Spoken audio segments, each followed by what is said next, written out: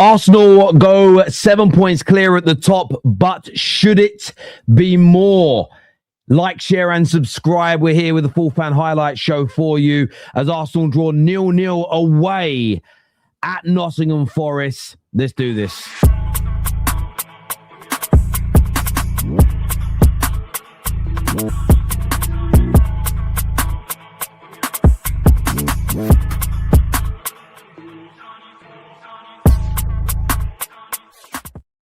Welcome back to the Football Terrace, ladies and gentlemen. Like, share, subscribe. Put this across your social media platforms. Arsenal draw 0-0 away, dropping 2 points, but do gain a point advantage over Manchester City today. A brilliant weekend, really and truly, for Aston Villa if they're able to win against Everton tomorrow.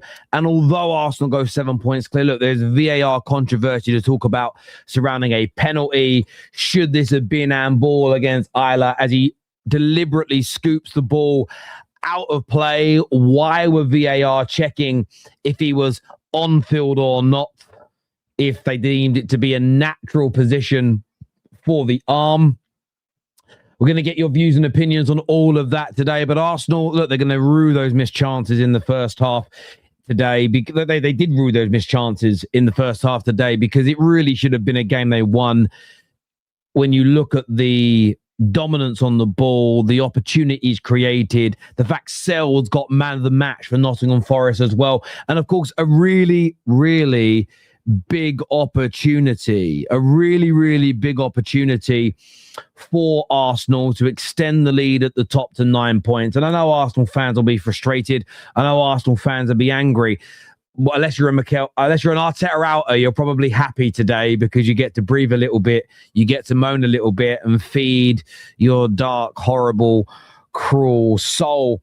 But I understand the frustration from real Arsenal fans. I truly do, because that 9 point gap would have not guaranteed a Premier League title, but it all but kills the hope for City. Now that door is just slightly ajar, just ever so slightly ajar, ever so slightly open, and it could be pushed open as ever. I want to get your views. I want to get your opinions. Can't wait to read what you guys have got to say about today's game. And this is a great comment here. This is so boring. It's from J5. And it was. It was one of those games today. For me, Arsenal today were not moving the ball quick enough. They were far too lethargic in their approach. And it was just nowhere near the standard of which you would expect to see. Nowhere near the standard that you would expect to see from this Arsenal side in terms of how fast they were able to move the ball. Especially in the second half, it felt really lethargic, really slow, really flaccid in that way. And I know Arsenal have had a number of away games on the bounce. Is that the fourth away game in a row for Arsenal or something along those lines? Or is it second? Something their third away game. Second away game. Sorry, I made that up. Third away. It was their third away game. And then they're away to Inter Milan before playing Manchester United. And it will bother them something chronic. But look, I want to get your views. I want to get your opinions. Let's jump into the comments here. That was 9 points clear. Rivals desperate to mail it, is what it says. Listen, on a real level, you are 7 points clear. And at the end of the day, if you were told this morning, whatever happens, you're going to be 7 points clear, Arsenal fans probably would have taken it. Most expected Manchester United to win, so the gap to have dropped to 3 points. So to be 7 points clear, I do get it from that side psychological point of view. That being said, there was a genuine chance here for Arsenal to go 9 points clear. 9, Terry lying. What am I lying about? Have you got 9 points clear and I'm missing it? It's 7 points. What am I lying about?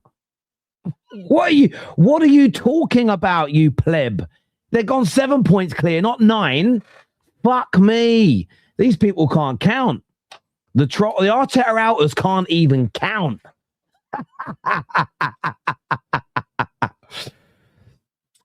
Oh, wow. Quite a lot of people here saying robbed. Do you know what? For me, let's talk about the penalty because, you know, I keep the energy the same.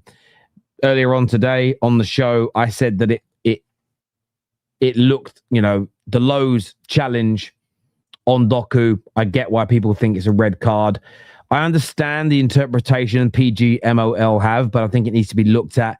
It's a red card offence. It's a dangerous tackle. It's a bad tackle. And I know why City fans feel aggrieved. Keep the same energy here. I can't understand how Isla, who is a player I rate, deliberately moves his arm around to, I mean, it was just, he has no need to handball it, but he does. And in the end, VAR said it was a natural position. But I guarantee you now, if any player does this in a different circumstance, it's a penalty. I think VAR bottled it. I think VAR crumbled. I think VAR decided, oh, we can't give Arsenal a penalty and potentially a win like this. Do you want to know why I think that? And by the way, we may never hear the audio recordings ever on this. And even if we do, they're likely to be doctored because they did something. Go back and watch the TV footage. They checked his arm movement, which you could clearly see was arm to ball. They checked it 3 times and they did something that was very interesting. So when they look to give penalties, they then go to check that the penalty is legitimate from an offside and was the ball in play perspective. They check the facts. So what they did, if you notice, they married up this camera angle with the camera angle that looks down the line to ensure the ball wasn't out of play. So my belief is they bottled it. The PGMOL, VAR decided we can't give Arsenal a win like this. It makes it far better for the Premier League if it's a 7-point gap. Maybe Forest go and nick a winner and make it 6 again, than a 9-point gap in the middle of January. Why are you checking if the ball is in or out of play if you think the arm is in a natural position? When sometimes you see penalty checks being done and they'll show you the VAR screen and they're checking whether it's offside or not. There's no point checking if a penalty, say a player runs through clean on goal and gets taken out by the goalkeeper. If you don't think it's a penalty, there is zero need to check whether it's offside, right? Because it becomes an irrelevance. You go to whatever the call was on the field of play. Why were they checking if the ball was in play or not? Somebody in the VAR room absolutely bottled it, or maybe, just maybe, a little call in area, a little text message on their phone. Don't give it. Don't give it. Because for me, we could all see what happened. He clearly moves his arm to the ball. It was stupid from Isla. There was no advantage to him, but it doesn't make it less of a handball. Absolutely ridiculous decision. Now, what I will stress on this is that it being a handball doesn't negate from Arsenal's performance. Because here at the Football Terrace, 1, the audience is amazing and has brains. 2, myself, the host, ample brain capacity and IQ to have 2 different conversations about the same game. You can call out a terrible decision, as I did with Dayo and his terrible tackle today in the Manchester derby. And I segregated that from how good Carrick and Manchester United were in terms of their performance. The same as fans can look at a decision and go, that should have been a pen, but equally criticize the lack of intensity, the poor ball speed, the lethargic nature of the Arsenal performance. You can have both those conversations at exactly the same time. It's only the low, the people with the low self-esteem, the low IQ, the low brain capacity, the rage baiters that can't separate those conversations. And I understand it. TikTok's your platform. Go do your thing. But for me, I thought this was an horrendous decision. I almost guarantee you, if it was an Arsenal player doing it, it's a penalty. But I feel with City losing the game today, this is almost a game state moment for the league. We need to keep the title race alive. It's better for the viewing figures. It keeps City within a chance. Let's make sure we give it their way. Especially if they feel they messed up with the Dayo situation. Especially if they come out and say we should have sent Dayo off. Of course they're going to give a decision that keeps the title race alive. Now, Arsenal, in a separate conversation, isolated from that, should have played a lot better today in the second half, especially, and should have got goals in the first half of the game. I mean, I thought Arsenal, their lack of finishing in the first half was really, really poor. But I can't quite understand why that isn't a penalty.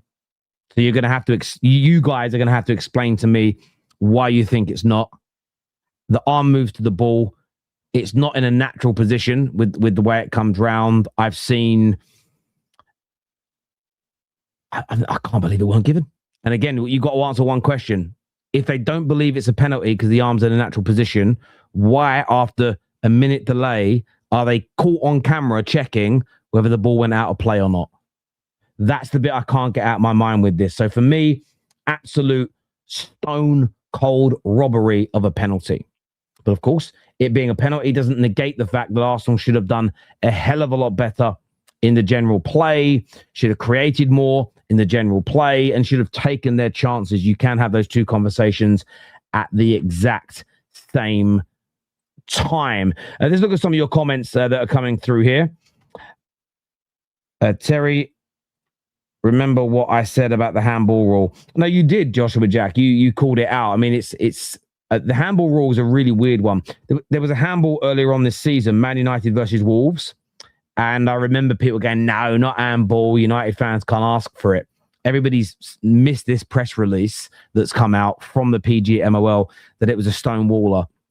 There's loads that don't get given. They end up admitting to later.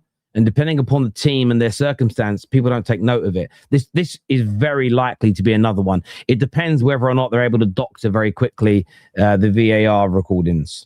Huge opportunity missed by our boys today. So disappointing is what John says here. Yeah, I understand it, mate. And I think Gooners should feel an element of disappointment. What's really interesting to see, though, is the Arsenal fans that have emotional intelligence or not. You can be disappointed with this result without throwing baby outside with the bathwater.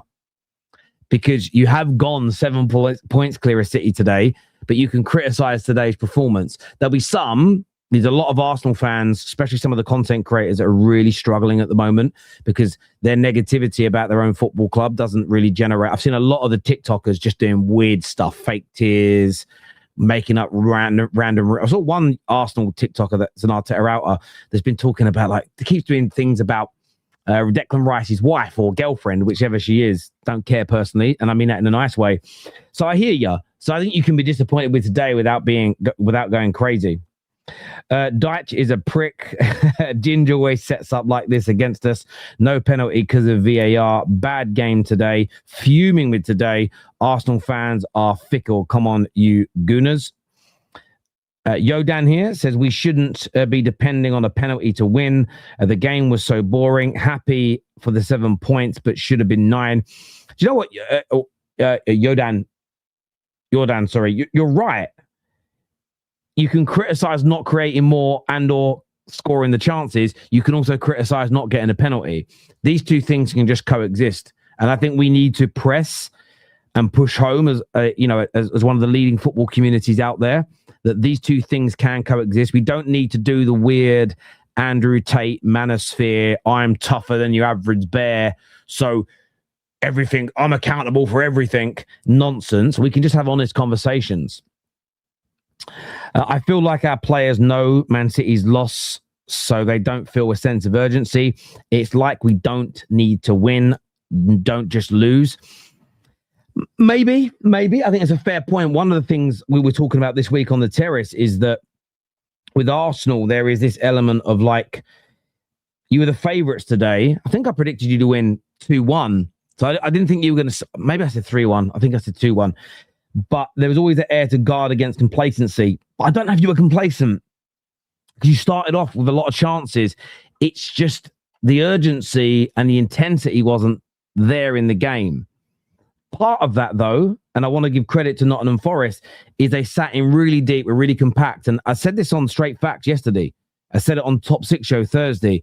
If you've actually watched Nottingham Forest play this year, although they're down near the bottom, against a lot of the better teams, they've been really hard to beat. Because what they don't do against Arsenal, what they don't do against City, is they don't open up like when they're playing the mid-table and the bottom teams. So a very different kettle of fish. Webb said, If your arm moves towards the ball, it's a penalty, regardless of the rules. I mean, some are claiming that Anderson kind of smashed into the back of him. Personally, if I'm being honest with you, I think that's not the way I interpreted it. Yes, there's a little bit of pressure. I'm looking at it now on my screen. There's a little bit of pressure from Anderson from behind, but it's a clear movement of the arm towards the ball. I don't know if I have to watch it all again. I don't know if Isla knows if it's Anderson or an Arsenal player. If he thinks it's an Arsenal player, I get why he's handballed it. Maybe that's why he did it. But yeah, for me, I'd give the penalty 110%. Let's have a look here. Worst call of the night was the foul on Trossard in the 92nd minute. Gave us a throw. Williams didn't even look at the ball, just shoved him out.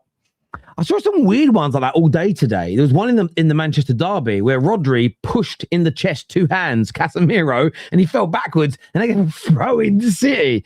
It's weird ones. Arteta needs to play Eze with Odegaard. Eze doesn't like to come deep like Odegaard does. So we need them both. The players barely pass to Eze when he comes on. I felt Eze, I wouldn't have brought Marino on. I would have brought Eze on instead. I do think that was a mistake from Mikel Arteta. So that's a really great shout because Marino, can box crush. He can score from crosses. But I felt you needed a little bit more guile and creativity and skill on the ball at the edge of the box. So I would have looked to have brought Eze on for Odegaard. Or maybe you're right. Maybe take a Zubimendi off a little. Maybe leave it Odegaard on and then in 10, 15 minutes, take off Zubimendi. You don't want to completely isolate yourself in that area. But then Declan Rice can go there anyway. Maybe you take Zubimendi off and bring Eze on straight away and you've got those 2 different types of creative and attacking midfield players. It's a really good shout. Arsenal clearly don't want to win the league. Yeah, it's very obvious. They have no desire to win the league. Fuck me. Is that Roy Keane's burner account? Martinelli tap-in miss is unacceptable. I can't believe he missed it. I cannot believe he missed it. I want City's title hopes shattered. And there'll just be a few City fans at home tonight licking their wounds after being outclassed by the proper part of Manchester.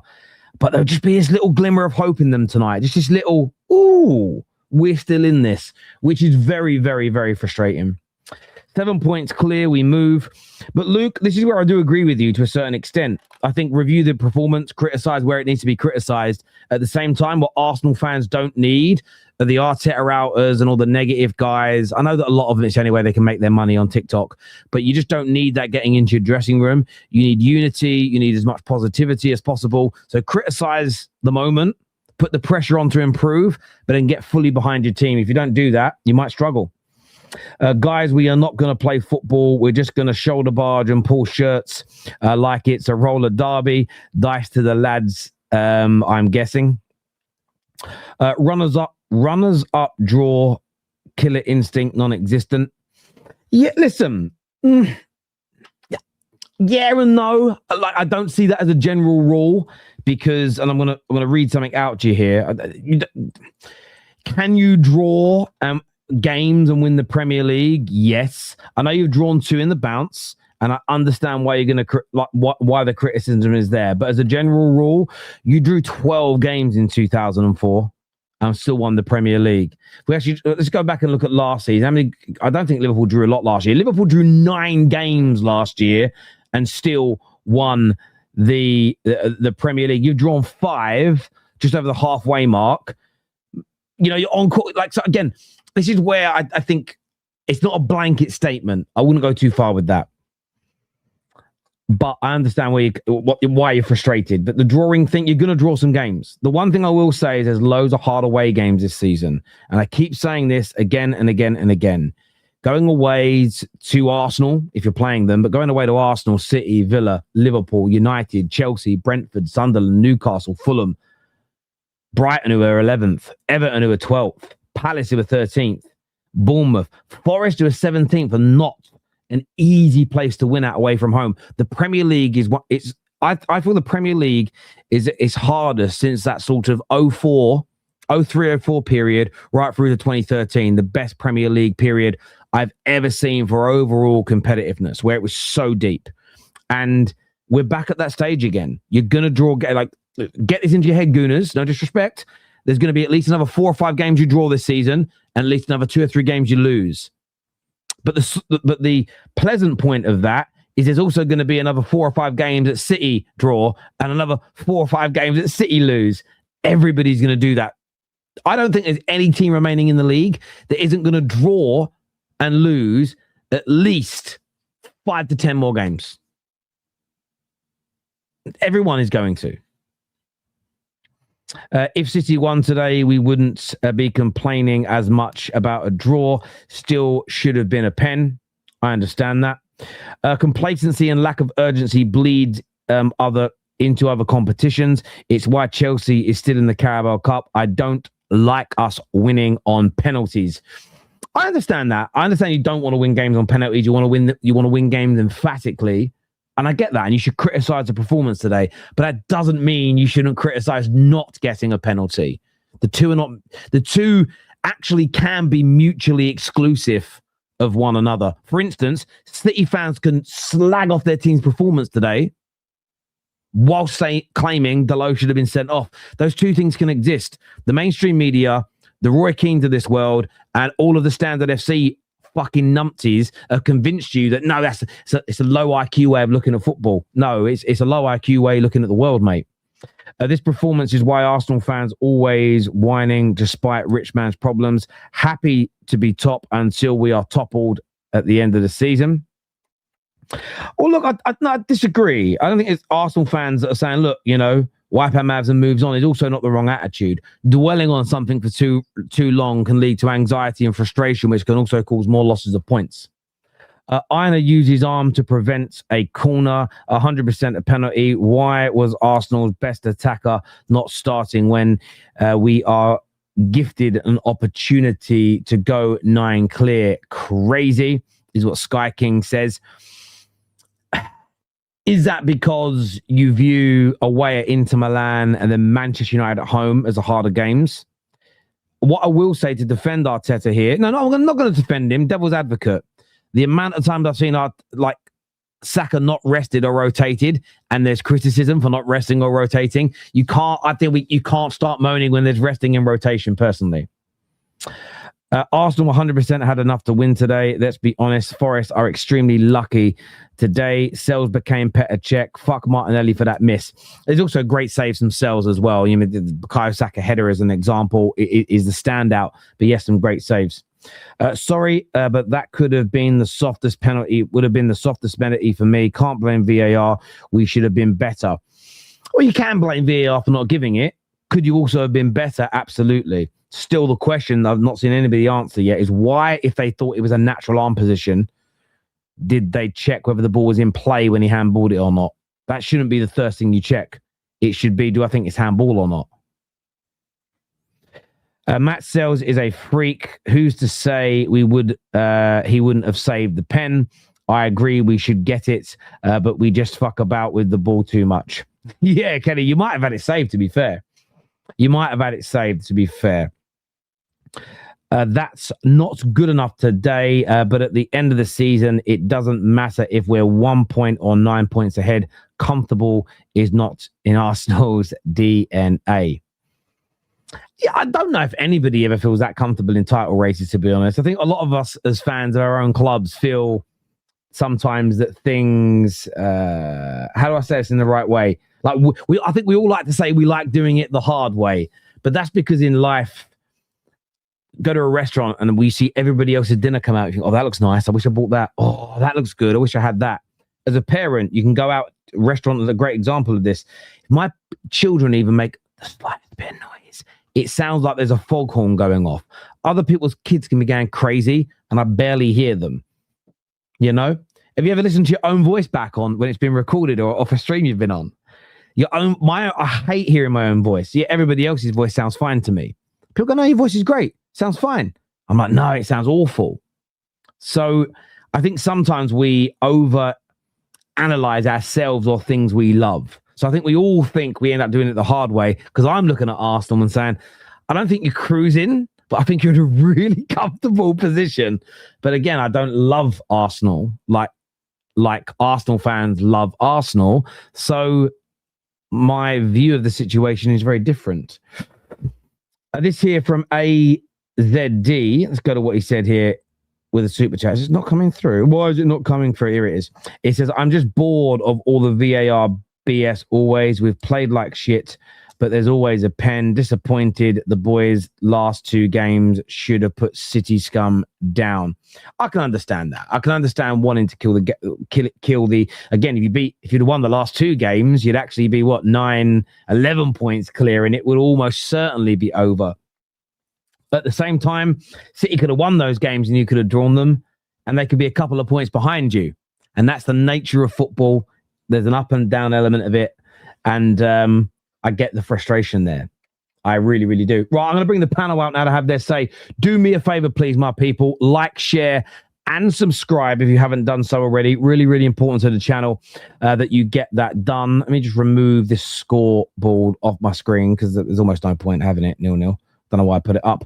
On the show tonight, we've got Ash, we've got Seb, we've got Sparks here with us as well. Welcome, gentlemen. Oh, sorry, I didn't press this button on my screen. Move myself over. There we go. Welcome back. Commiserations on a draw. Is that the right wording to use? I don't know. It depends on. It depends. Ash, what's your disposition after this game? Because yes, there's the penalty that could have gone your way. There were some massive missed chances in the game.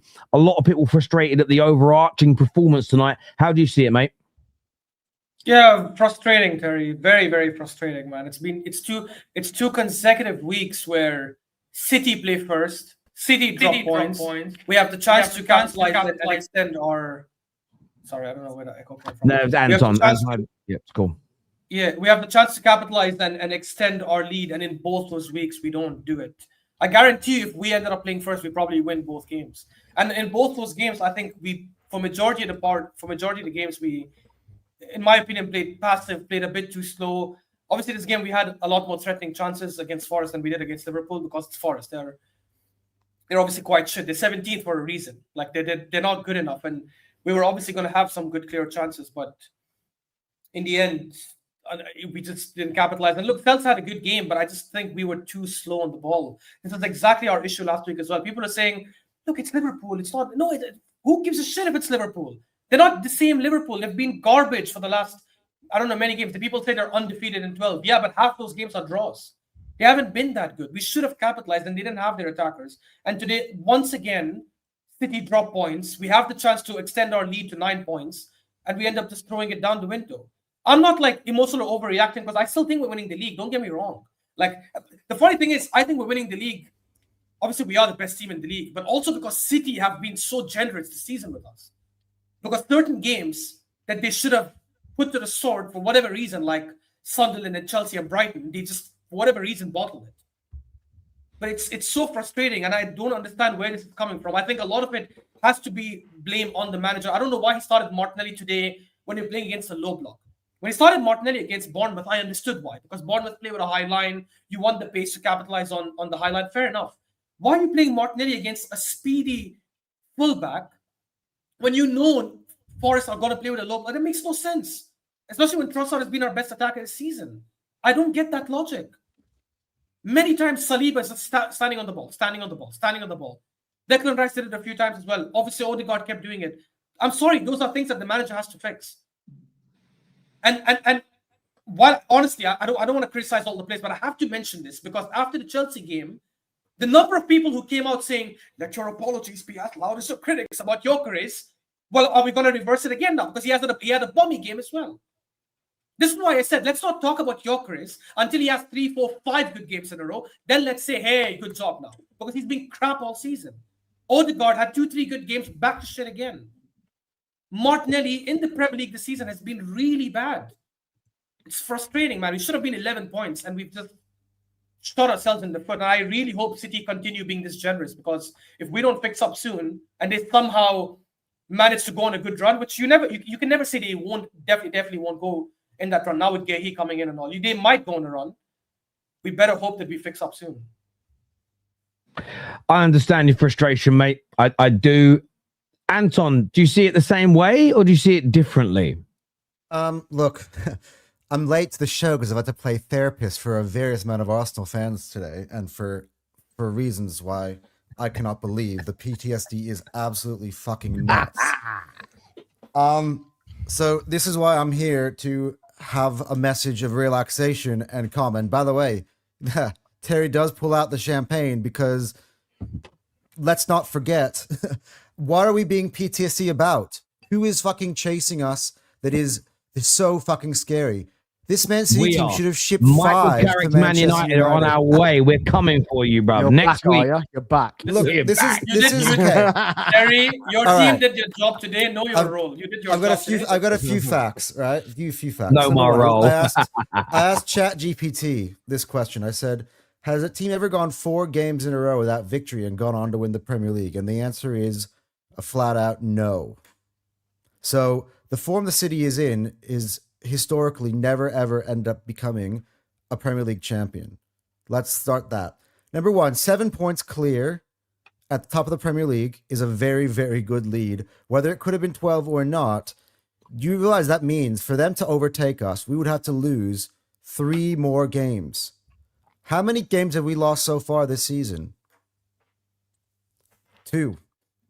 We would have to lose for that to go away, for them to overtake us in a quick succession. We would have to lose 3 on the bounce, which I'm sorry is not happening. They are traveling to Tottenham in a couple weeks, and they are traveling to Liverpool the week after that. We have plenty of opportunities. We are sitting 7 clear at the top of the league.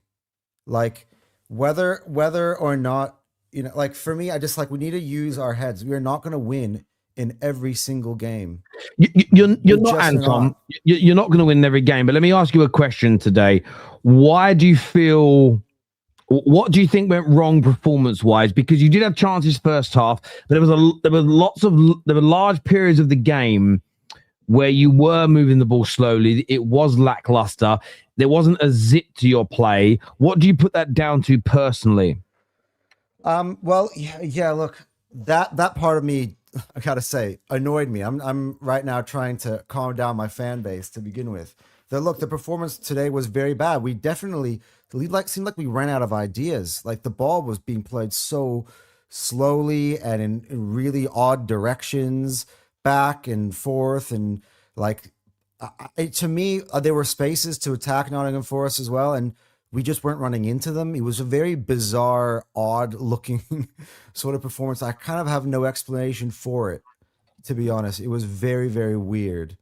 I mean, it was almost like the Rice and Zubimendi were kind of putting themselves in pockets and putting themselves somewhere where they can't receive the ball whatsoever, and taking away the outlet. And the only outlet's then down the wing.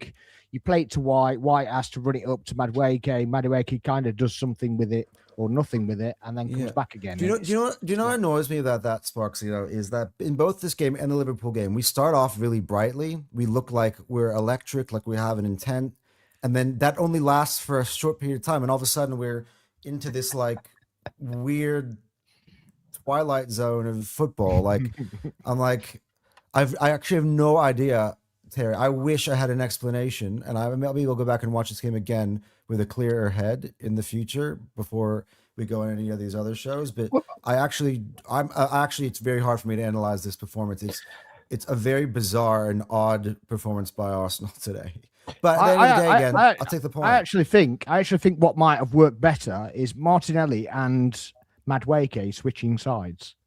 I actually think that might have worked better because there was no end product. Look, one thing I will say though, and for me, I feel like I have to say it, which is I don't understand why in this game where we have this opportunity, where Arteta persists with, okay, I'm going to go with Madueke and Martinelli and kind of shuffle the pack here in an away game where if we win, we would really take control of the league. If I was Arteta, I would see that City game and be like, all right, now I originally planned to start Madueke and Martinelli, but Saka and Trossard are starting today. Let's just put their foot on the neck. Right? I don't understand I don't know why we're not sacrificing. I don't know why we're not sacrificing the Inter game. To be honest, it doesn't matter. Yeah, I know exactly. Second anyway. Game. Just we can lose that game and beat Kairat. Like for me, I get that. Well, I suppose my question is that I've seen on my platform for the past 2 to 3 years consistent frustration at not rotating and giving squad players opportunities, but equally people understand they're not good enough. And in the last few weeks, I've seen some rotation, and then it's why the fuck are we rotating? I agree overall, Terry. I agree with your point, Terry. Right, but I just think for this in this moment in this season, when we had a chance to capitalize on an opportunity that you handed us, we have to just go for the throat. Like, and it's one game later. I hear you, but this is the way generally managers will pick their teams in a day or two ahead.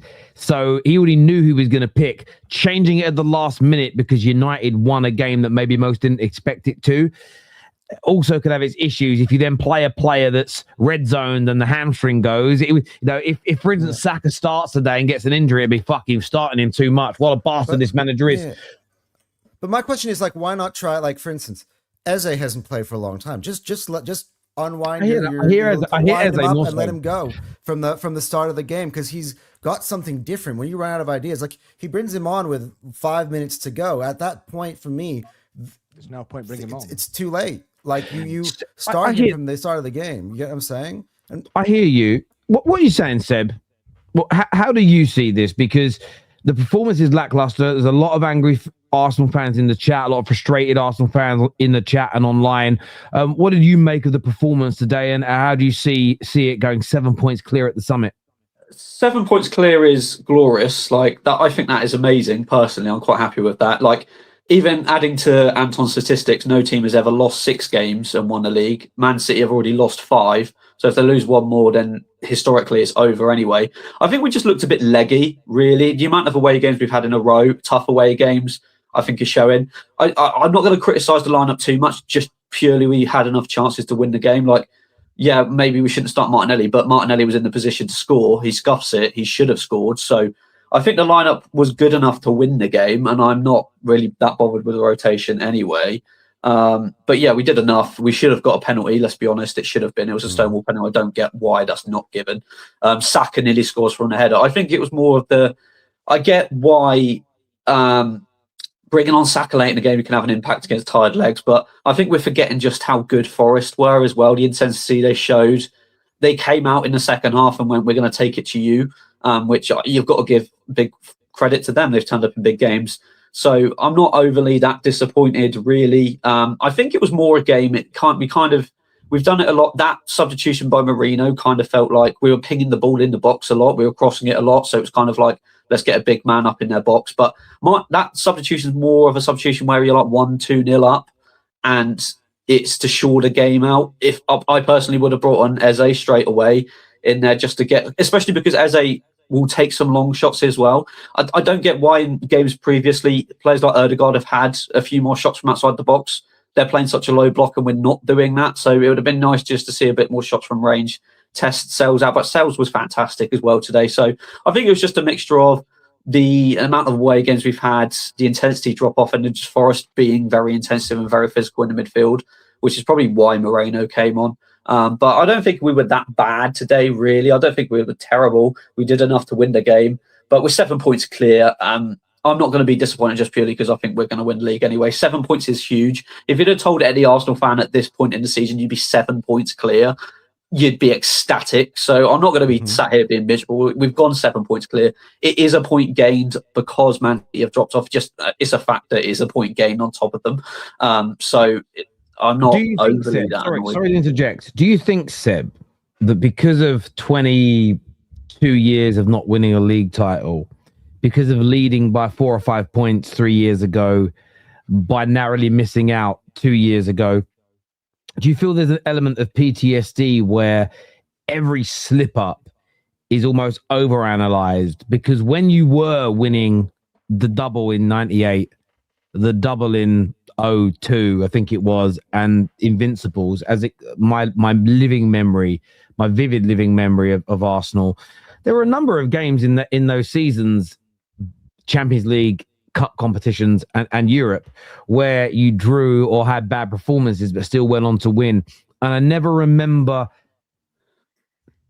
the same type of absolute meltdown then. And I had great friends that were Arsenal fans. It was more like what you've just said of, I'm not if we didn't win, but I really trust this team. Really relaxed. Going to enjoy the rest of the season. Do you think there might be just an element of what if we don't win it again sneaking in, as opposed to just unadulterated anger?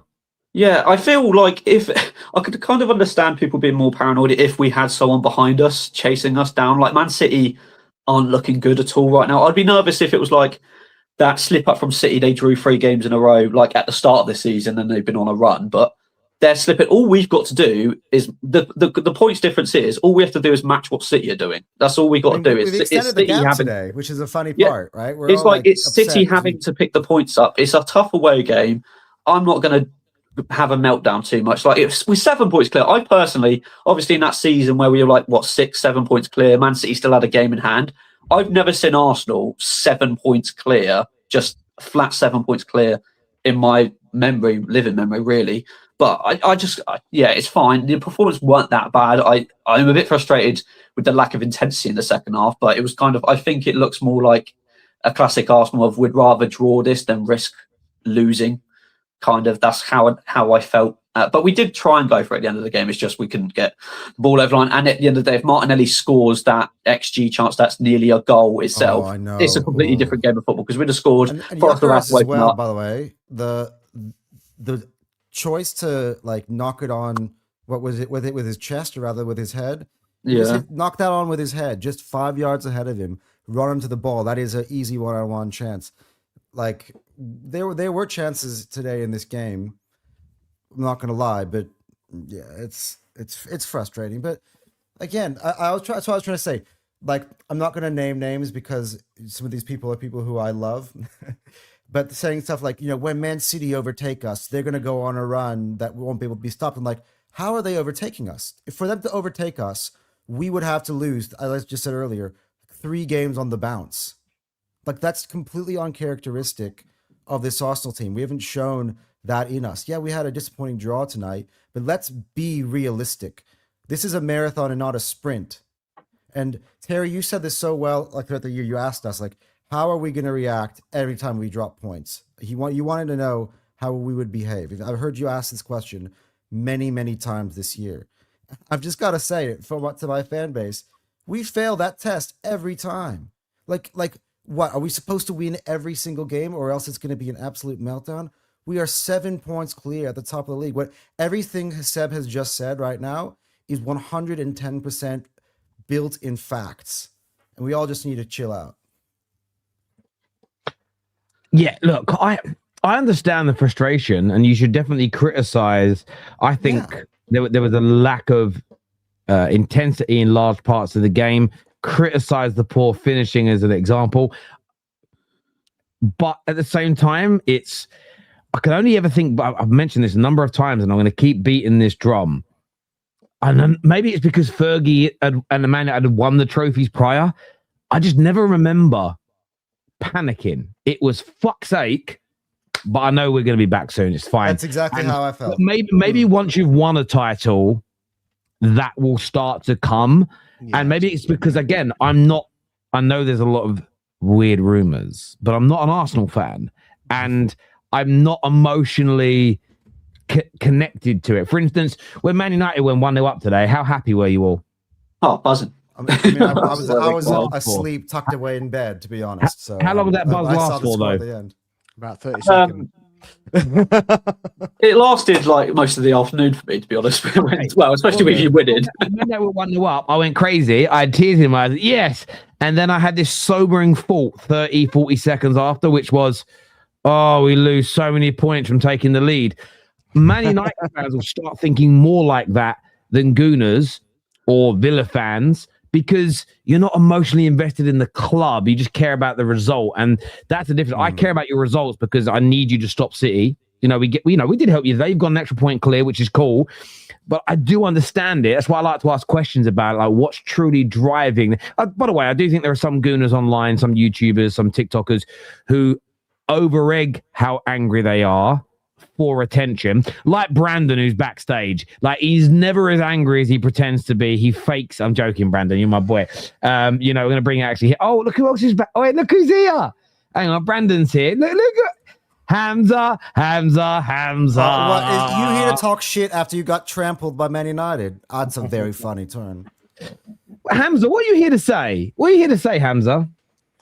The thing is, yeah, you can't trash talk and threaten people about being that good when Man City are dropping points. And when we give you a chance, you can't take an advantage every single time against What Liverpool. have you got to say about the handball, Hamza? Drew to the worst Liverpool team, yeah, that everyone beats. Nottingham Forest beat them. We beat them. Man United beat them. They struggled. We drew. Yeah, and these guys drew to the worst. This is a Liverpool team that even drew to this Burnley team, the worst Liverpool team I've seen for years. And today, I'm out. I know I was bad. I came here criticizing my team. Disgraceful. I can't believe it because I've got the winning mentality. I don't accept that. We don't accept it. You blame the Guess ref. what? We give you on the plate again, and you bottled it again against Nottingham Forest. Wait. Even Bottled we beat it? that. We Bottled beat it, that. Hamza. Yeah, you should be beating that team. You've been saying that you're going to go 9 points clear. You can't do it because But we still went 7 points clear, though. Hamza, as I just said, we would have to lose 3 games in a row for you to overtake us. Is that happening, Hamza? We're weak. That's why you're the top. Because Liverpool are weak. We are weak. You don't deserve to be there. It's my fault that you're there. We should not be there. We should be beating. Thank you. I'll have a glass of champagne to that later. I should be beating teams like Brighton. I should be winning against Sunderland. You basically left the ball in the back of the net 5 times against Man United, and you're here talking shit about my club. Omar Mamouche is back. He's signing. You don't play him anyway. Omar Mamouche is coming back. The team's coming back. And I believe, I really believe, because we're going to beat them at the Etihad. 1,000%. They can't come with the mentality there at Etihad and get any point. No way. Oh, my God. Where I'm looking at the fixtures, telling every City fan, you have to believe they're the top. That's why. Don't take them seriously. Don't be scared of them. They've not won it in 20 years. I'm not scared of us. Now the title race is on. You're scared of good Wi-Fi, is what you're scared of right now. You're so scared that you came. For giving me You're life. so scared that you came on the stream after we Arsenal gained an Football extra Club. point on you. Thank you to your fan base. You're back. You were part of the fan base, weren't you? Yeah, I know. He was once upon a time. Brandon, he left us when Adebayor went to Man City. So, Brandon, what did you make of Arsenal tonight? Why do you think you were unable to win the game? Mentality, Harry. Like it he always dropped is. off the stream already. Mentality. Are them players desperate to win the league? Apparently they are. Didn't show it on the pitch. What more incentive do you need? People are going to celebrate tonight because we went 7 points clear. That's not strictly true because Aston Villa play tomorrow. Has everybody forgot that Aston Villa are still in this title race? Yeah, they're irrelevant, Brandon. Let's be honest. Oh, they're irrelevant. Okay. All right. We'll see. But I tell you now, we can't continue on like this. We can't continue on this path of, being given opportunities to basically just take the league title. And then we put out performances like that. It's pathetic. It's absolutely pathetic. Let's look at the bigger picture here, guys. We might win the league this year, but do you think playing this way and dropping points in this manner is going to win us another league next year? I mean, I don't think it would be the same next year, though. We would have a league title in our belt. We would have a different sort of confidence. Oh, for fuck's sake. I'm just giving you context. Hang on. Sorry. Let me just jump in. Because have I just... Brandon, bruv, you know me and you. Like, I'll wind you up as much as I can. Have you just said that playing the way we are now means we won't retain the title next year? Is that what you've just moaned about? Yeah. Why? So you're moaning about not retaining the title that you haven't won yet? I'm not even sure we're going to win this one, Tel. Oh, okay. I'm not even sure we're going to win this one. I can't be sure we're going to win this one because the last 3 games we've been crap. We've been absolutely stinky crap. And I got pelters about that Chelsea performance. Yeah, it was crap. Absolute crap. Why is it when it matters, when Arsenal are given the opportunities to go and take it, to go and really just nail it down? Man City were that crap earlier. They should have lost about 6-0. Yeah? Man United had 3 goals disallowed. Well, they basically went, here you go, Arsenal, take the Premier League title. Nottingham Forest, 17th place. Can't keep a clean sheet. Can't defend set pieces properly this season. Yeah, 17th place, Nottingham Forest. Here you go. Go 9 points clear. Arsenal, hold my beer. We're going to continue playing the same crap football, same slow, lethargic, recycle, make the same substitutions, bring the same players off when they're not performing, bring the same players on again. Yeah. Oh, we don't want to give Eze minutes. We'll give him pity minutes, 10 minutes, right at the end when we need a fucking goal. Yeah. And then players' mentality plays a big part in all of this as well, because they sit there and they say, yeah, we're desperate for trophies. We really need trophies. I'm watching Declan Rice and William Saliba playing 1-2s in the 92nd minute when we need a goal. So players for today have to 100% hold accountability, because they were all crap. And even the substitutions made zero difference. And I mean zero difference. Yeah. Jesus coming on for Gyökeres. What was the point in that? What did he actually do? Bukayo Saka, was he any better than Madueke? Was he heck? Was Trossard any better than Martinelli? No. Was Eze any better when he came on? So Brandon, all jokes aside, Brandon, sorry, because I want to ask you a question. Brandon, all jokes aside, do you think that is down to mentality?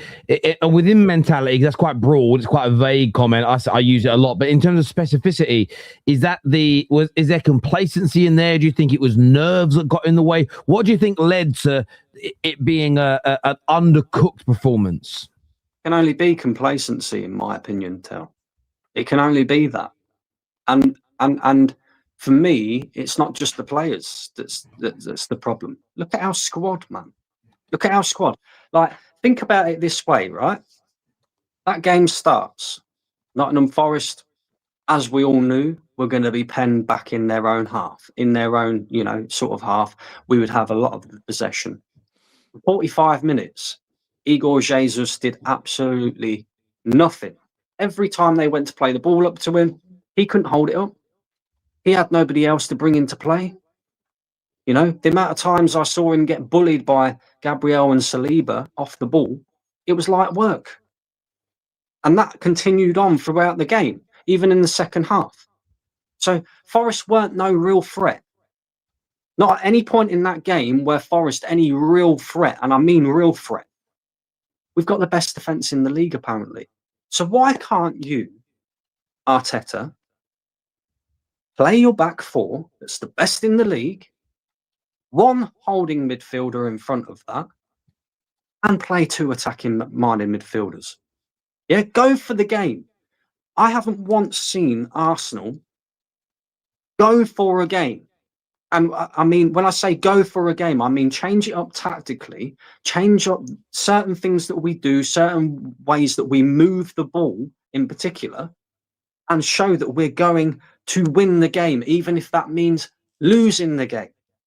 Sometimes, I mean, we might be lucky this year because the league is crap, right? We might be lucky in the sense that we haven't necessarily got to go and take the league title, right? Because it seems like everybody else seems to be dropping points around us. We seem to carry on doing the same, and we're just kind of like picking up points here and there. But you go and take league titles. You don't sit around like when the team closest to you is dropping points. You don't sit around and do the same thing. You take up an opportunity. You take that opportunity. Brandon, I just got a question for you though. How did a 2-point lead become a 7-point lead? Because we must have taken some opportunities somewhere. It's a 7-point lead. Where are you getting this from? Aston Villa have got to play tomorrow. That's what the league table shows. That's what Aston Villa have got to play tomorrow. You dismissed Aston Villa earlier, just a minute ago. Yeah. So you basically say I didn't dismiss Aston Villa. Yes, you did. I haven't dismissed Aston Villa. No, I didn't. Yes, you did. No, I didn't. You did Not at all. to start off with. You put Aston Villa in it, and then you basically said because City are dropping points, you're not taking advantage of it. But now you're saying that you're going to lose points. Look, Brandon, nobody's agreeing with you about your premise of what you're saying, though. With anything that you've just said there, because our main title rivals, Man City, who are currently in second place, have just dropped points. Yeah, we don't know about Aston Villa yet because they play tomorrow. We had an opportunity today to capitalise on Man City dropping points. Which we still have, yeah? We did. Yeah. Well, we gained 1 point. We should be 9 points clear. There's a big difference between 6 points and 7 points. We shouldn't be 9 points clear. There is. We should be 11 points clear. Because we should have beaten Liverpool, who had no fucking forward line. But again, that's another game where we just allowed it to slip. And if this continues to happen, best believe, boys, best believe they will come back into the fold, Man City, and we'll be sitting here again in May and going, oh my God, how the fuck did we not win this league? Again, though, Brandon, we would have to lose 3 games in a row for them to overtake us like that. Like the 7 is a significant gap. A lot has to happen. We have to play really, really shit. Okay, cool. We have to play really, really shit. We've played really, really shit for the past 3 games. We've got Manchester United. We still managed to pick up the advantage and get further and further ahead. We've got Manchester United next. A new galvanised Manchester United coming to the Emirates under Carrick. Baby. By the way, for me, having seen the pattern of this season, by the way, I think that's the perfect game for Arsenal to play. I think it will be something like Tottenham at home after we drew with Sunderland. Okay, well, we'll see. Villa at home, right? I'm not sitting here and writing off Manchester United because no matter, even when Man United are crap, they still come to the Emirates and give us a game. Manchester Derby, even Old Trafford, yeah. We still got to go to the Etihad as well. We've still got to go to Spurs. I don't think we'll lose that game. I genuinely think we'll win that game. But there are other games that I'm looking at and I weren't too afraid about. Let's just be honest. I sat here only, a few weeks ago and said, the thing that's given me confidence about us winning the league is we've got the majority of our tough away fixtures out of the way. Well, apparently that ain't true. Because apparently Nottingham Forest away, 17th place Nottingham Forest under Sean Dyche is a tough away fixture according to our team and our players and our manager. Yeah, because and we Leeds made away it in 2 weeks will be hard too. It's just and, the Premier what, League. It's a tough league. What did you say? I said Leeds away in 2 weeks will be a tough away fixture. Leeds away in 2 weeks as well. So I'm not sitting here counting my chickens yet, saying, 7 points. Oh, what? That's tough to turn over. What? Don't be stupid. We all know. No time to panic though.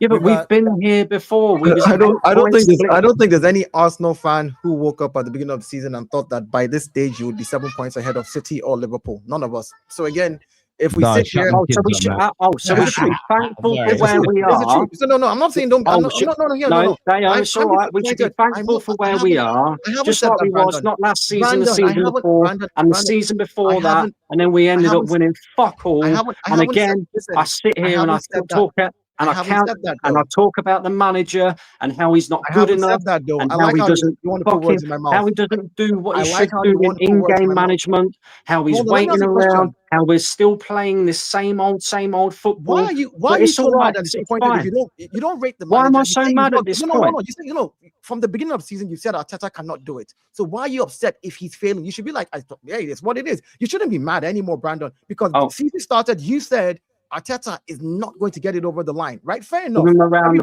So you can't sit here, say something, and then when it happens, you lose your mind. It's people like me that should be mad. You know why? Because we believe that the team will get over the line. And this for me is a disappointing game. Even more disappointing because City lost. But again, there's going to be 3-4 more games like this season where we will drop points. And what we need to do is not drop it when City loses. If City had won today, and we won our game today, what's to say we don't lose the next 2 games and City still catches up with 3 points? All of this narrative that you put out, all of this, like, you can be disappointed in the game for what it is. But overall, when I look at this squad, the consistency of Arsenal as a team, we've lost 2 games in the entirety of this season. In all competitions, We've only not scored in 2 games in the entirety of this season in all competitions. This is a good footballing team right now, regardless of how poor the attack is. You can sit here and criticize the game. Funny though, Dayo. Hang on. Well, let me finish. You just made a point. I want to pick up on it before you move on to the next one. Let me finish my thoughts. You just said in 2 games, it's only 2 games that Arsenal haven't managed to score. Today and the last game against Liverpool. That's funny, isn't it? But 3 games. Hold on, but we scored in how many more? Oh, hang on. Where are we? Oh, we're in January, the same month where Arsenal tend to have a little wobble and a little falter. Yeah, a little falter, like we did the previous 2 seasons when we competed for the league. But I shouldn't be sitting here worrying and panicking because we're 7 points clear. Just be thankful for it. Do whatever. No, you do whatever you want. Not only that, I'm just saying, listen, big Arsenal football club, right? You can do whatever you want to do, Brandon. All I'm simply saying is I'm not going to lose my head over adding one more Of course you're not. I don't expect you to. I'm disappointed that we dropped 2 points today, but I'm not going to lose my head when I hear statements like you're giving them the door in by gaining 1 point. It's a 2-point loss, I agree, because 9 points would have been nice. But what gives you the impression that you still can't lose to 9 points? Like we can't lose that 9 points up. My point is, when I look at the squad, 15 wins, 5 draws, 2 losses all season. We've only not scored overall in all competitions. And then I'm not going to use this yardstick to judge the club. I'm going to judge them based on... Hang on. Can I just reply to Dayo real quick? Reply and then we're going to move on. Thank you. Dayo just said, what difference does it make between 7 points and 9 points? I did not say what difference. Again, you listen to understand. I said what makes you think that you still can't lose even if we got 9 points. I didn't say that. Exactly. That's what I just said. Understanding of what I'm saying. I'm saying even if we get 9 points today, shut up, mate. That is what I just said. I am trying to reply to your point. Phrase it properly. I'm trying to reply to what you just said. What makes you think that's not what I said? We can't lose a 9-point gap. Yeah. Is that right? Yeah. Right, cool. There's a little thing here. It's called mentality, my friend. Mm-hmm. Yeah, Man City have just absolutely stunk out the gaff. We go and win today. We outclassed them. Okay, Man United outclassed them. Sorry, Tell, I've got to give you your flowers, whatever, you know. But the point that I'm making is Man City have had a shocker today, and we mentality-wise could have just absolutely put a nail in their coffin. And a nail in their coffin and said to them today, statement-wise, we are winning this league. We're taking this league. Instead, what we've done is we've gone, cool, you drop points, we did the same. What do you think that says to them mentally? Oh, that says to them, we're still involved in this. Because twice now in a row, when they've dropped points and we've had opportunities to capitalize, and this was my big problem in the previous 2 campaigns when we challenged for the league title, we never capitalized on them, right? And we're not doing it again now. It gives them belief that they can still do it. It gives them belief that they can still get back into this. And it affects our belief because we've never done it. You know what, Brandon? There comes a point where you've got to capitalize on other teams. I don't think anybody here is disagreeing with guys, sorry, Anton. I'm very, very sorry. In terms of the mentality talk we've done, I want to ask a question about the game tonight. I want to bring it back to the game. Dayo, Gyökeres was taken off. As they come on kind of later for a defensive-minded player. When you look at games, there's a lot of people I'm seeing in our chat, a lot of Arsenal fans I'm seeing online that are saying, why don't you bring Gabriel Jesus on or Kai Havertz on with Gyökeres? Why don't you take off Zubimendi and bring on Eze alongside Odegaard? Would you like to see, Dayo, more risk-taking in that regard from Mikel Arteta? I would, but again, I follow like football teams and what they really, really do. Generally, we have 9 games, and these games are spaced out in 2-3 days. This team most teams that are doing it, that are playing in the Champions League, Premier League, FA Cup, and the Carabao Cup are not really training now. They're working strategies out. So again, I guarantee you, Gabriel, Kai Havertz and Gyökeres have not worked enough off the field, on the pitch, for you to take that risk in the game. Like, because of the amount of volume of games that they're playing, I think once there's a little bit of breathing room, like, because you can ask coaches, they say it. They're like, look, we play a game today. Players need to rest tomorrow. they hit the gym, they work out, they come back, and we probably have very limited time to work with each other. So again, you're going to go with what you think is best, right? I would like to see risk, but to the benefit of what? Let me ask you this: of what, so did we need, yeah, for our best four defenders, and Declan Rice and Zubamendi, who are both more defensive minded?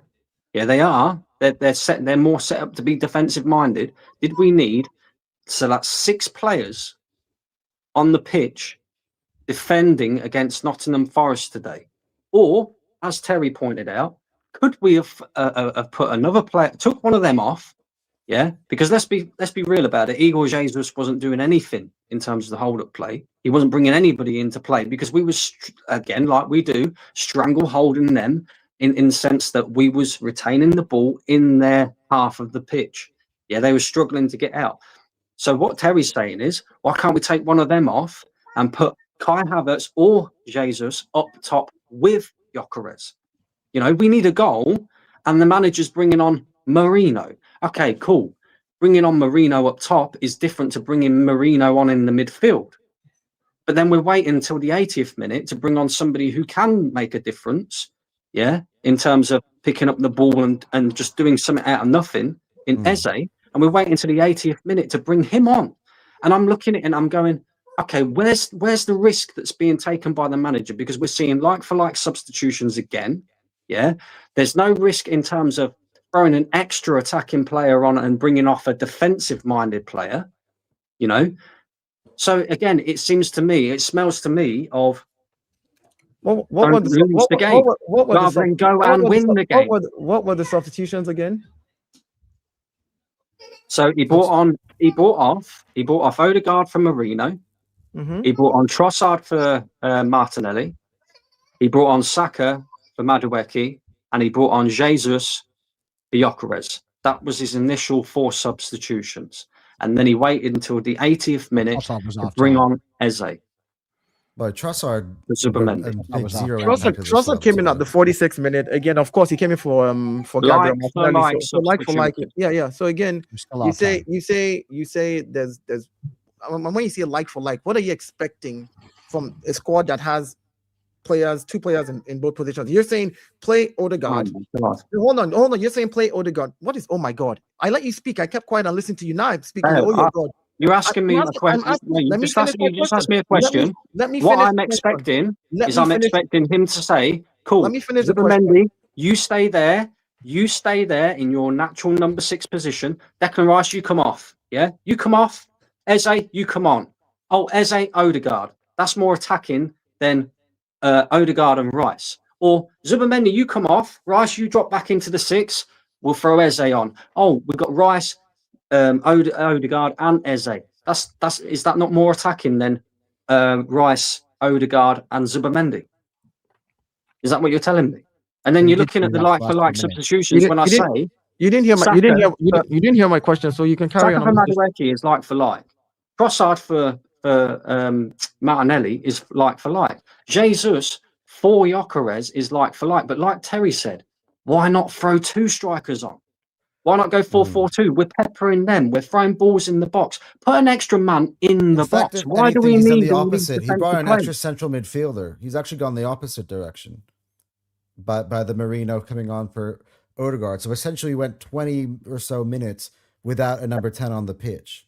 That for me was a bad idea. I saw that. I'm like, look, a lot of the stuff that you're saying, Brandon, I agree with. Like stuff that I was criticizing Arteta for, I was losing my mind. It's so funny. Like I'm losing my mind, and then all of a sudden, like I see everybody else's reaction. I want to go in and defend the club just because I want to just take things into perspective. But I do agree. It was shocking for me. I think I said this earlier, but I think the Trossard substitution for me made 0 impact. I just think at some point you just got to kind of just throw Eze out there. I would have put Eze at halftime for Trossard. Yeah, but this is why the players have to hold accountability on, because none of the substitutions actually made an impact. Like Saka didn't do any better than what Madueke was doing. Trossard didn't do any better than what Martinelli was doing. Same for Jesus. Eze, by the time he came on, he had pity minutes. Let's just be honest. He didn't really have the time to do anything to make an impact. Well, so then you look at it and you go, Jesus has been a waste of a sub, hasn't he, bro? Yeah, and this is it. And it's like now when you've got players that are now coming on, and it's like for like substitutions, which is like he's doing it because what's happening in the game is not working. You don't if it's not working, what's happening in the game, you don't then bring on the like for like substitutions and do exactly the same thing with different players. Surely, at some point, you've got to go. They're not like for like. This is why you see this narrative of like for like. I just think it's just a fallacy because again, Trossard and Martinelli don't play the same, even though they play the same wing. Martinelli is a player who likes running behind with the ball and just run. Trossard doesn't do that. Bukayo Saka is a different type of winger from Noni Madueke. Noni Madueke likes to run at his players. Bukayo Saka doesn't run at his players. Again, I hear that, guys. Look, just in interest of time, I'm very sorry, Dayo. I'm very sorry. I've got to jump to these super chats, and we'll throw some of them out to you guys as well. This is a raging Arsenal fan here. Well done to you boys today. Tez deserved that win, and it wasn't a smash and grab. You dominated them. Reminded me of our 5-1 win last year. I agree. It should have been a lot more to us today. Hello, Terry. This is Mohammed, the Liverpool fan. Yes, big up, bro. Hope you're well. I still see you in the group chats. Hope you're good. From old TFT days, I'm back and all is well. I'm back for good. Well, same Liverpool as shit. But yeah, welcome back to the show, brother. Glad to have you back here. Our back line played too much football. Our attack and midfield need to step up. Noni and Nelly did not take the game to them. Nelly bad in the Prem. A lot of Arsenal fans would agree. Why is Jamie Oliver allowed to refag games after Skelly red card last year? He fuck me. What's that word say? He perambulates around the pitch with that adversarial pissy look. Yeah, that word. Yeah. Fuck me. Who used Chat GTP to write a super chat? Fuck me. Perambulates is a bait. They say that as a kid. Stop perambulating around the whole place. That means stop. Nah, not where we're from, bruv. Yeah, what does it mean? What does it mean? It means just like pacing around, just moving around place to place. Yeah, we say stop being fucking busy, you mug. We don't say that word around here. Do you know what I mean? Hamza is a proper sausage. What does that mean in British slang? Break that down for me. What does it mean calling somebody a sausage? So sausage means silly. You silly sausage. It means you're being silly. It means you're stupid, dumb, silly, like idiotic. It's a playful term for a fool, but it's you'd call someone a sausage when you're not being like aggressive. Does that make sense? It's just a playful term. Liverpool living rent free in your head, Hamza. Yeah, they were. Hamza, your winning mentality left with Gundogan and De Bruyne. You only have a checkbook mentality now. 10 pussy on the mind. 10 pissy minutes with no real striker on the pitch. Team playing average, knife edge tense. Ain't the time to judge Eze, but most starts he's ghosted. Is what Jake said here. Do you guys, just very quickly, do you guys think Eze's had a bad start to life at Arsenal? Yeah, I think so. No, I think it's average.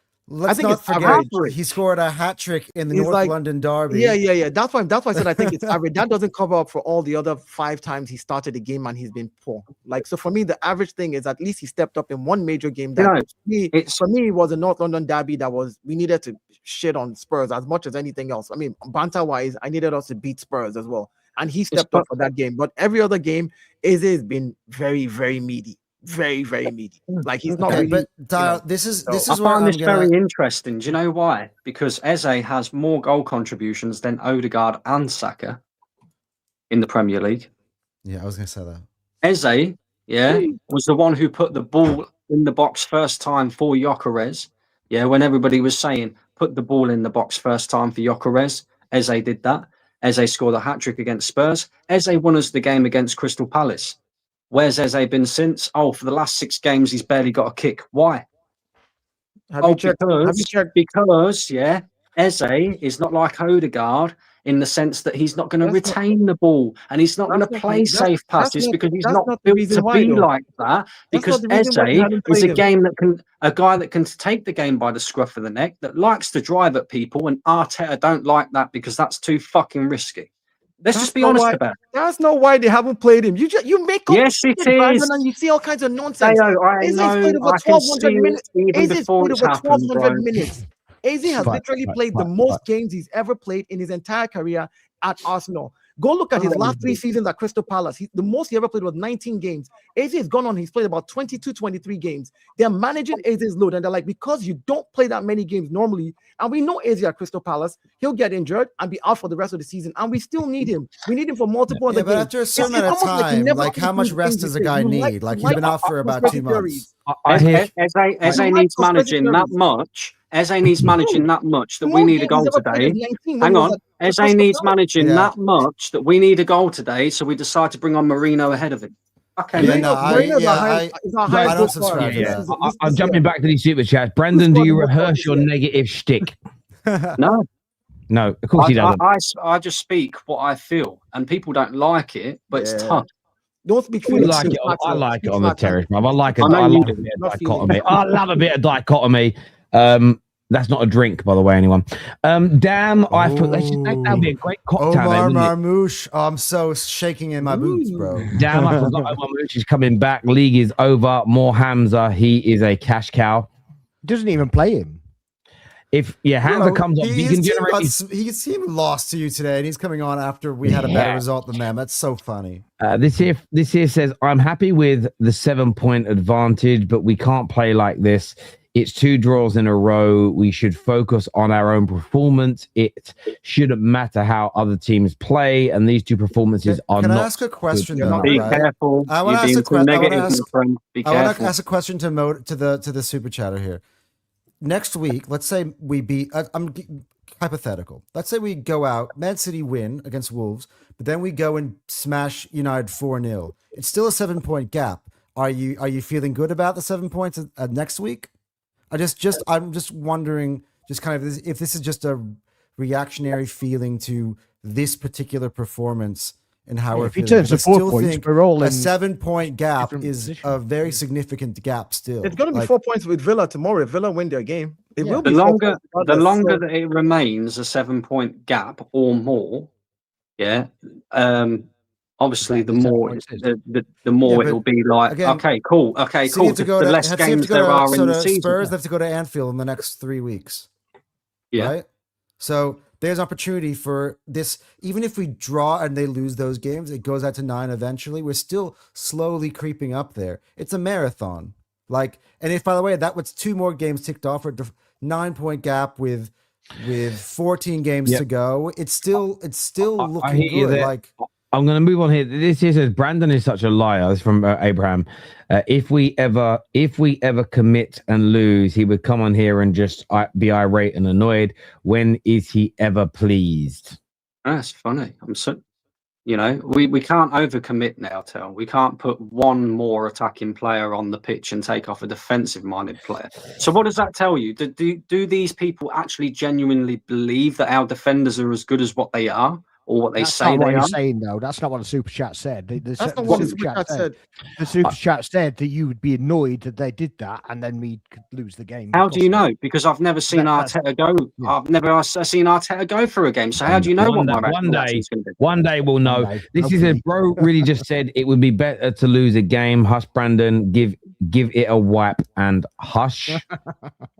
Matthew here, I think Matthew made the best point of the whole night. It goes, this is the Premier League. There is no such thing as we should. There is no guarantees in the league. 1 to 20 teams can turn up and play. I'll be honest with you. I know that Wolves get a lot of stick. I've been talking about this all year. Ever before Arsenal kicked the ball, there's no agenda.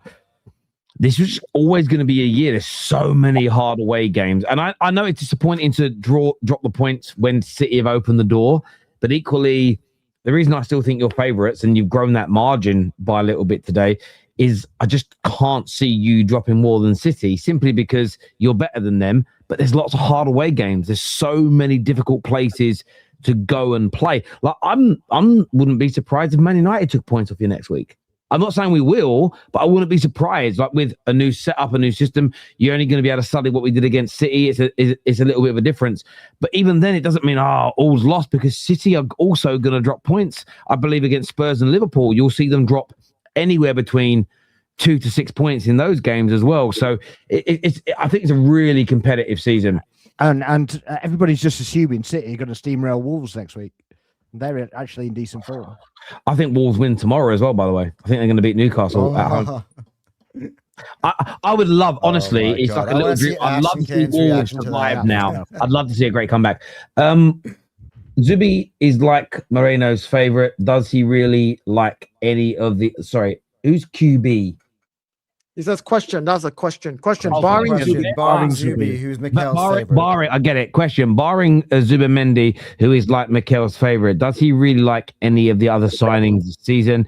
It's the old boys that are winning the games and not the new ones. Well, he started Madueke today, and he started him in a couple of games recently. So Bournemouth away. And by the way, I know people don't want to hear this, but he does like Victor Gyökeres. Otherwise, he wouldn't be playing him all this time. I'll be honest with you. He told you the other day, hey, this is what he can do. I thought he'd have dropped him by now, but he hasn't. Brandon, please have a glass of whiskey or wine and enjoy the rest of your evening with your family. Have a little sing. Brandon is a really good singer. He's he's laughing. He's fussy. He's a good singer.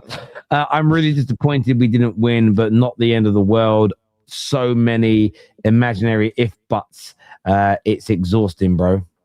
It's fair. Yeah, it's always the if buts, and I'm just addressing the facts. I've done a magnum. Tonight was the first night as well. I don't know if I get in trouble for saying this, but I'm going to say it anyway. I let my kids. They had the very smallest little sip of the champers, and they both. My kids are so lovely. They always try to style it. They both went, "Oh yeah, it's quite nice." I was like, "Do you want some more?" No. The no was so hard. It's good night in the Fluids household tonight. Sorry, listening to Brandon makes me want to lose the will to live. No, listen, no disrespect to Brandon. He's not the same as everybody, but let's respect Brandon, please, people. I've heard worse tonight than Brandon, by the way. Brandon sounds pretty positive, compared to some other Gooners I've spoken to tonight. So the thing is, I don't mind that. If you're actually real about it, it's fine. It's just when you're making it up for clicks, that's when it makes it annoying. And Brandon don't do that, to be fair. No, that's what I mean. Showed in 10 minutes, he defensively gets caught out of position. That's why he hasn't played much. Try not to be so casual, Brandon. He was trying to score. When? When did again, the thing about Forest have a shot on target. I know, but the thing about Eze, what are we talking about? Eze is good in certain positions going forward, but again, defensively, like the few games he's played in before, like today that we've seen him in, he gets cut off the ball a lot. We don't need him defensively, Dayo. Again, I'm not saying defensively. What I'm saying is on the pitch that are defensive. Brandon, if you listen to understand and instead of just responding, it's easier. I'm saying even when you have Eze on the pitch, right? He's good going forward in certain positions. The thing that he lacks, right, is he gets caught on the ball in the midfield. And if they turn that over, yes, we don't have the defensive cover because we've subbed in Eze. You've taken the defenders out, the defensive midfielder out, you brought in Eze, he gets caught on the ball, and you ask yourself, you said right now, our defenders, do we believe our defenders are that good? If they get caught on the ball, you know how high Saliba plays and how high Gabriel plays sometimes. Today wasn't a typical example. Ryan had to run out, clear that ball, miskicked it, and then kicked it against the player for a throw-in, and that was quick. They could have had a quick throw-in, and that would have been a goal. Why? Because we got caught on the ball in the midfield. This is why sometimes you need those players who are secure. So you make a simple adjustment then. You just drop your line. I'm saying 5 yards back. It's a risk. It's a risk reward thing. You have to figure out during the game, in-game management, player management, who works at that time. It's not just if we throw Eze and Odegaard in, it's going to work because both of them are very, very creative. It doesn't work like that all the time. I hear that. Brandon, this year says Brandon's only one with mentality, wants to repeat. Big up there. You got to do the first one first. I did make that point. That was my favorite. I did make thing that you said point today, Brandon, because you basically said winning the league, but I'm worried about our defense next year of the title. No. But let me ask you this. If we win this league, how many of you genuinely think that's because we're that good? or is it because the league's just been not very good? I think we need to go back and look at the big picture. In terms of the inconsistencies from it means you're the best. It means you're the best team in the league. Let's take a look at it. Out of 22 games, right? We have 15 victories, right? Who else has anywhere near that? Like the next closest is City and Villa with 13. But the point that I'm trying to get to, we have 2 defeats. That's a championship form. Yeah, but the point I'm trying to... I hear your point, right? I hear your point. I get it completely. This is always my pushback against it, against that question.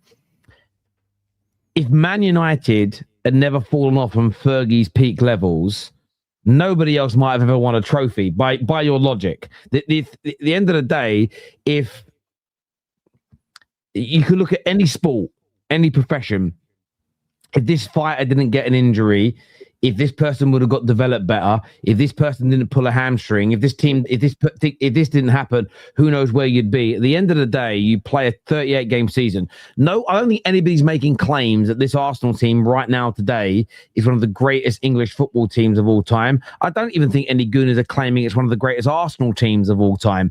But at the end of the day, it doesn't matter what the rest of the league is doing. If you win the league, you win it because you deserve it. Point blank. Yeah, but that's not that wasn't the point I was making. You know what it is. What you're saying is, are we good enough? Like, are we a team that is so good that we're winning the league because of that, or is it because the league is now meaty and then we're just the best of the worst? Basically, that's what it is. And I know what this narrative is, Brandon. At the end of the season, when we win the league, listen. Let me finish. When we win the league, not if we win the league, like you said.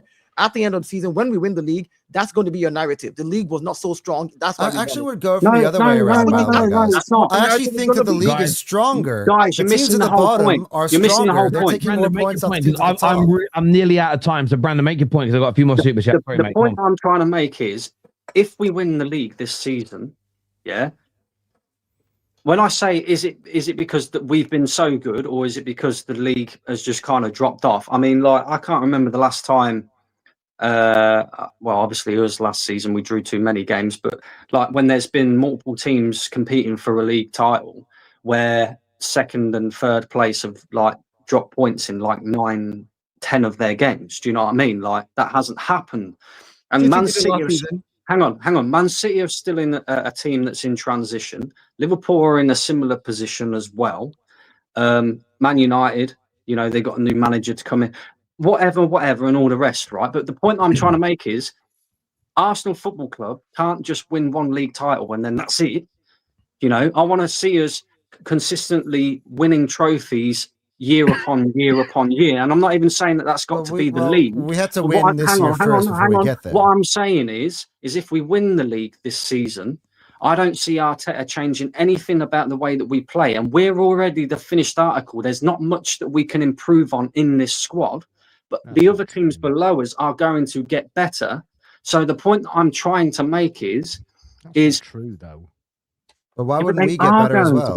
Because guys, I hear where you're coming from. So I've got to go in a minute. I'm sorry. I've got a few more super chats. I'm very sorry.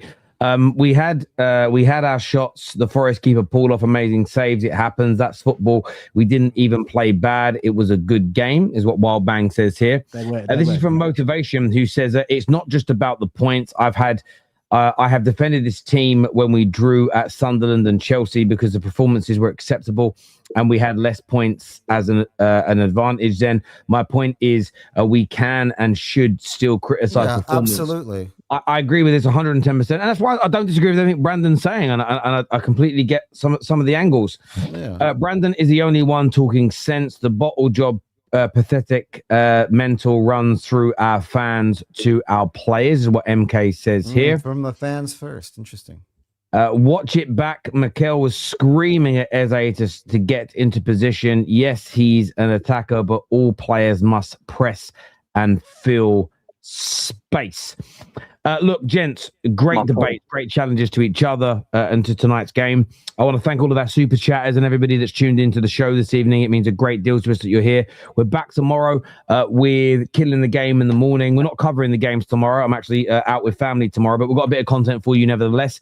This is going to redirect you to MHF, so go and support the boys over there. But Sparks, Anton, Dayo, of course, Brandon, Hamza jumped on. Who else was here earlier today? Seb. Thank you all very much for coming on. and contributing to the show. It means a great deal to us here. Take care. Goodbye. God bless. And we're going to see you all again soon. Peace.